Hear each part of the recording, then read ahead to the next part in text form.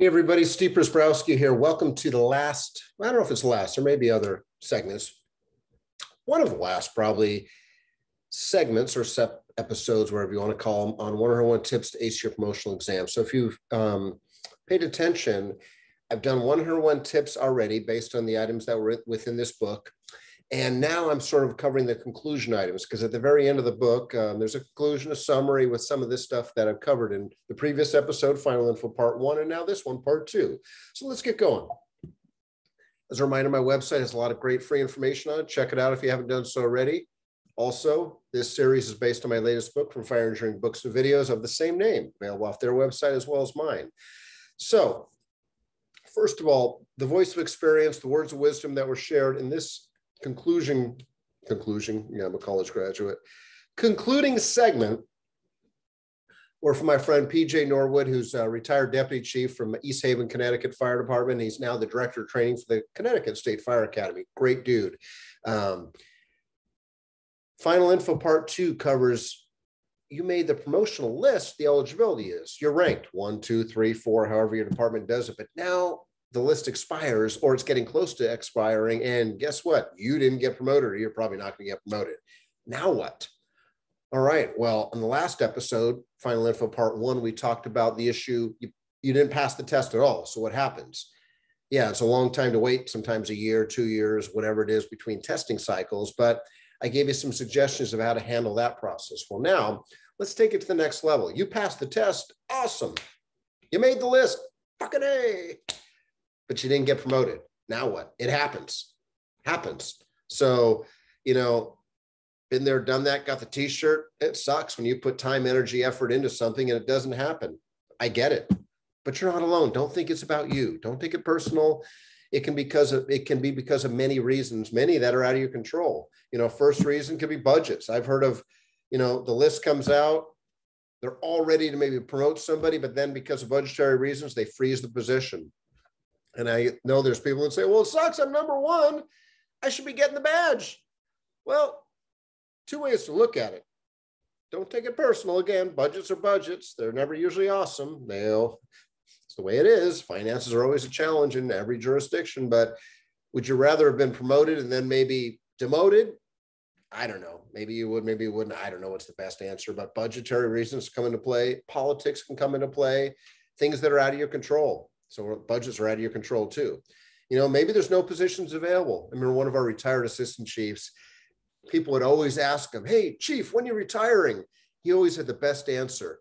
Well, you know what? I woke up this morning like every other morning, and when I walked out to the front to go to my vehicle to drive to headquarters here, I didn't see a boat, a brand new fishing boat or bass boat or whatever in my driveway. I didn't see a brand new pickup truck either to tow it. So guess what I chose to do? Go to work. His insinuation was that if someone wanted the promotion bad enough, they basically buy him a new boat, new truck to pull the boat. And you know what? He'd retire. I mean, I don't know how much a new fishing boat and truck would cost, but I figured at least $100,000, I guess. Do you want the promotion that bad? You figure that out. But I know there's probably someone out there that would pay for it if you do the law of averages, but trust me, probably it's not worth it in the long run. Plus the headaches that he had as assistant fire chief. Have at it, boss. Stay as long as you want. And the last reason, it could be, hey, you, me. I mean, the person that we see in the mirror every day. That could be the reason why. Maybe because you are number 1 or 2 or 3, and the fire chief chose to pass over you to get to somebody else, which most department fire chiefs have the ability to pass over somebody in the list. It sucks, but sometimes that's there for a reason. And before you complain and whine and say, well, God, I'm number 1, we should promote 1, 2, 3, 4. Well, yeah, that's a great idea if you're number 1. But I also have seen many times where number 1, 2, or 3 candidates are not maybe the best candidates, but they did well at the testing process. And there's some of those people that say, well, number 1, why they shouldn't get promoted, or 2, 3 should get promoted. Yeah, so be careful what you ask for, because it has to go both ways. You can't be a hypocrite. You got to be consistent. But in many departments, obviously the fire chief, well, not many, in every fire department, the fire chief has their own set of rules to go by. But like in my department, like many other departments, my chief will usually go straight down the list, meaning number 1 gets the first badge, number 2.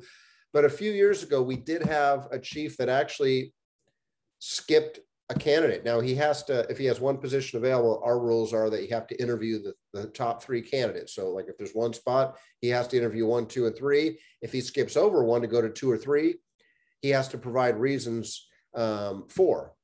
And obviously it can't be discriminatory reasons or anything else. It has to be valid reasons based on maybe the individual's past performance or whatever it is. Well, I remember our chief did that a handful of years ago, and it was a captain's test, and one of the guys got passed over. And it didn't surprise me because we were all watching. Is the chief going to actually skip over this guy because this guy is maybe not ready to be demonstrating the maturity to be a company officer? Well, the chief passed him over. And in surefire fashion, this individual, I ran into the individual like, sometime afterward, and he comes into my office. He's like, this is fucking bullshit. I'm going to sue the department. I'm going to sue the chief. I'm going to file a grievance. I'm going to blah, blah, blah. I'm going to quit. I'm going to retire. I'll never take the test again. All those emotions that we talked about in the previous episode. And I'm just sort of sitting there, hearing him out, letting him vent. I'm like, and he's like looking at me. I go, you want my opinion? Because he's like, well, yeah, what should I do here? Okay, I told him, like I mentioned in the previous episode, Final Info Part 1, you got some choices when you're given a crap sandwich. You can take it like a man or a woman or a professional, a mature adult, and just sort of, I was trying to simulate, take a deep breath or swallow. Don't let your emotions get the best of you and realize, hey, you know what? I guess it wasn't meant to be. So I'm going to regroup and I'm going to do even better next time. Because again, we're all given curveballs, or we're all given challenges or situations that we're not happy with in our life. That's part of life. But what defines us is not what we're given, the negative situation, but how we navigate ourselves out of it. That's the true test of our character, as painful as it is sometimes. Well, I told him, I go, so what happened? He goes, yeah, the chief told me he was going to pass me up and promote the next guy. And I go, did the chief tell you why? He goes, yeah, the chief told me I'm a hothead, I'm anger management issues and all those other things. And I'm like, well, at least the chief didn't lie to you. And he's like, what? Yeah, proving his point. And I'm like, dude, you know yourself better than I. He's like, no, I know. I mean, when you talk to the guy rationally, he's a good dude. I mean, it's just didn't appreciate, and I wouldn't have either. But I go, dude, okay, when the chief told you he was passing you over, did you punch him in the mouth? And he's looking at me and he goes, no. I go, did you flip his desk over? No. Well, that's a good start, because if you'd punched the chief in his mouth in your state of anger and frustration and bitterness and disappointment, that would have really convinced the chief that he made the right decision to skip you over. And number 2, now you're in trouble. And it would have screwed you out of potential future opportunities if you'd still had a job. I go, what did you do? He goes, well, I sort of just, he goes, I realized I shouldn't say anything at all. Sort of just, okay, chief, you got to do what you got to do. I go, did the chief give you an out? Meaning the list is still good for like whatever time is left in the list. I go, did the chief say that there's still a chance that you may get, or are you getting blackballed? And he goes, no. He goes, the chief said, basically, get your shit in order. There's a list is good for whatever it was, 9 months, 12 months left. And if there's any promotions and you've convinced me or proven to me over the last 9, 12 months, or whatever the time frame is, the next promotion, that you're worthy of it and you've learned from your, I guess, immaturity, he goes, then I may consider you in a positive way. I go, well then, dude, here you go. Here's your option. Here's your choice.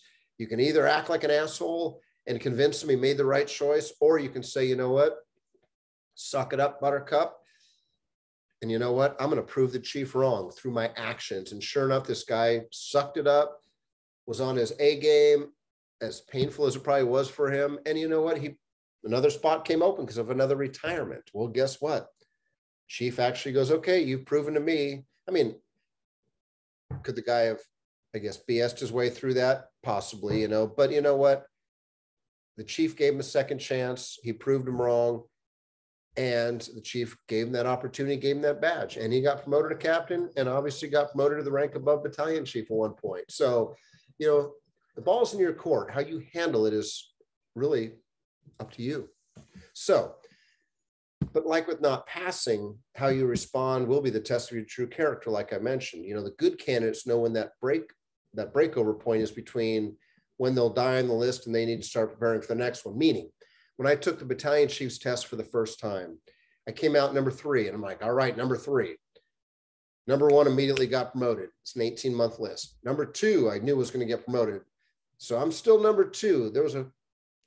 I was hoping, because there was talk that the chief may skip over number two to get to me, but the chief didn't do that. And that's fine. I didn't expect him to, but it was like, hey, you know what?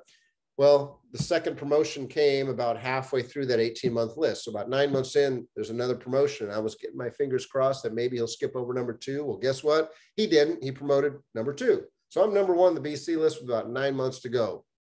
Okay. Hopefully there's a promotion at some point, meaning hopefully there's a retirement, because especially the higher up you go up the ranks, there's less people, less positions, less opportunities. Well, there was that breakover point, or whatever you want to call it, that 9 months of that list eligibility is sort of ticking down. And at first I'm hoping maybe they'll extend the list for 6 months or a year, because that means I'm still number one. No reason to extend the list. Might as well do a test again. And I totally support that. Well, anyway, that got to be that point of like, okay, the list is like good for like 5 or 6 months, and I don't see any retirements happening at the BC ranks. Guess what? I can either just sort of wait until the list expires, and then guess what usually happens when the list expires? Usually the next day or within a week, the announcement for the next test comes out.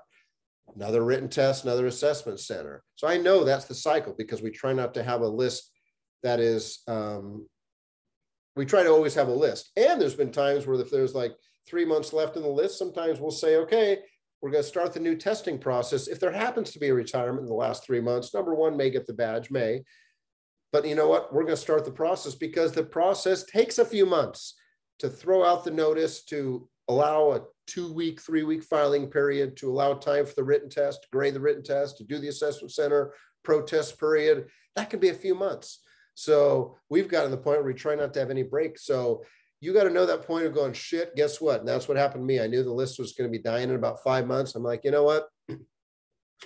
I better start studying for this next test, because I don't want to die on the list, number one. Okay, I don't mind dying on the list. What I don't want to have happen is die on list number one, and then the next testing process comes through, and then it's like, I was number one this time, and guess what? Now I'm like number 2 or 3 or 4, or don't even pass. That's embarrassing. It sucks. So I knew that, you know what, if I'm going to die number one on this list, I better bust my ass to make sure that I come out number one the next list. And that's what I ended up doing, because there was no promotions. The next list dies, the next announcement comes out, and I come out number one by about a 10% margin, which was because of my hard work studying, but also because I'd been an active battalion chief during that time frame. So I had a lot of acting time, which is awesome. So again, there's that time. You don't have a lot of time. It moves fast. So you got to know when, oh shit, I better take the next test. And this is where the term emotional intelligence will be your friend. And I've talked about this in this episode, and really in all the episodes. Emotional intelligence is probably the number one thing that employers are looking for, not just governmental employers, but private industry, government, fire department, police department, emotional intelligence. And if you don't understand the term or is not familiar with it, Google that shit, GTS, because it is one of the most important leadership traits in today's world for any rank, any line of work. So the normal emotions, obviously, when you make the list and the chief passes you over, sort of I've touched on, you get the emotions that come out of you, and I get it, you're human. WTF, and that doesn't stand for well-trained firefighters, or where's the fire? Thanks, Billy Goldfeder, for that one. You're going to hear things like, why would the fire chief, insert term here, F me, screw me, pass me over, whatever. Who does the fire chief think they are? They're the fire chief, and they have that right to do that. So if you were in that position, you do the same thing too. Why me? Why not me? Why them? What did I do wrong? I had a better resume. Hey, that's all subjective. All valid questions and emotions. I get it if you're not getting promoted. What could I have done differently? I want my union rep. I'm going to file a grievance and or a lawsuit. F this fire department. I'll show them I'll never take it again. Yeah, you'll show them. You're going to show them that you're true. You have zero emotional intelligence. And you know what? If that's your leadership potential, to take your toys and go the hell home, leave the sandbox when times are tough, then you know what? Maybe you're not meant for a leadership position. Nothing personal. I'm going to retire. Bye-bye. So be it. Okay. Again, if you're this angry, this frustrated, this disappointed, what do you think your followers are going to be looking at you as? Because it's like, as a follower, we look to our leaders for leadership, not whining and complaining and pointing fingers. We need people that are going to, managing, leading, supervising in the easy times, That's the easy part of it. But when the times are tough, the chips have you down, that's where leaders show the true colors. You know, I'll check out and be retired in place. Yeah, fuck them. Okay, yeah. I'll have them. I remember a candidate one time, I'll have them remove my name on the list. Meaning, I'm just going to remove I'll show them. And it's like, what are you doing, dude? Well, I'm not going to get promoted and everything else. I'm just going to remove my name from the list. How about just keeping it on there? Well, I don't want to die number one. Whatever. I don't know what that accomplished, but that's what they wanted to do. And then, of course, when the next test came around, they obviously didn't take the test. And okay, whatever. So be it. Move on. There's plenty of other people that'll take the test. Trust me, just because you choose not to take the test doesn't mean the fire department's going to crumble or the organization is going to crumble. There's always somebody else to step up that'll probably do just a great, if not greater job than you would have done. Or me. I say myself too. We're all expendable, trust me, and replaceable. The list goes on. So, hey, nobody said life is going to be easy, fair, or that it'll go your way when you want it to. If they did, they lied to you. Sorry. For anyone that believes in the trophy generations, and you know what? Before you blame the younger generations for the trophy generations, blame the parents for putting them in that position. Yeah, blame the parents, blame the grandparents. Don't point fingers at the younger generations. Look to the source, those that raised them, right or wrong. So you know what? This world is not an easy world, but you know what? It's what you make of it. It's awesome if you want it to be, and it's going to suck if you want it to be as well too. So as previously mentioned, it's your career. You can screw it up with your actions, or you can take control and focus on the future, something many choose not to do. Be the leader that your family and the community will be proud of in the long run, not to mention the fire chief who's promoting you and going, you know what, thank God I made a right decision by passing him or her over or promoting him or her. Last but not definitely least, while a promotion or your profession should not define you and your life, you define you and your life with your actions and non-actions. Hey, forget what Burger King promised us. And you may not be familiar with this, but I grew up with the old Burger King commercials of, you can have it your way. No, I'm sorry. I get their customer service organization, but you know what?